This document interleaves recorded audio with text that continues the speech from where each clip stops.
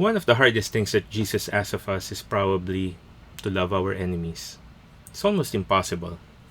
I mean, how can I love someone who has caused me a lot of pain and continues to hurt me even now, probably without remorse even? And yet Jesus asks us to love our enemies. So we have to ask ourselves how.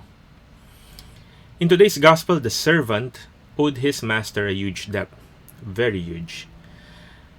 When the master was about to give him his punishment, he pleaded for mercy, which thankfully moved the master, and so he was forgiven. Now, a few moments after, this servant met a fellow servant who owed him a significantly lower amount of money. In fact, so low that he could probably ignore it.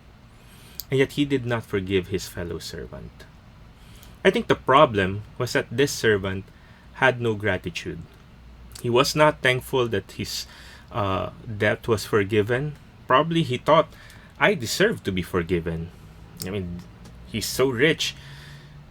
But the problem was that he still committed something wrong, and he deserved to be punished.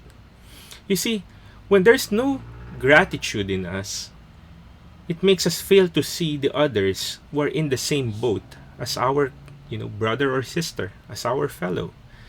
And that's what happened with this servant. He failed to see his fellow servant as one of his kin. And so it's very difficult for him to forgive. You see, gratitude is at the center of everything.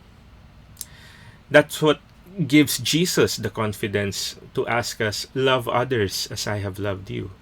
We should love others as He loved us. Because that is how we can love our enemies. Because when we realize how much love He has given us, we are able to be thankful and give that same love to others. Why? Because whatever we do to others, we do to Him.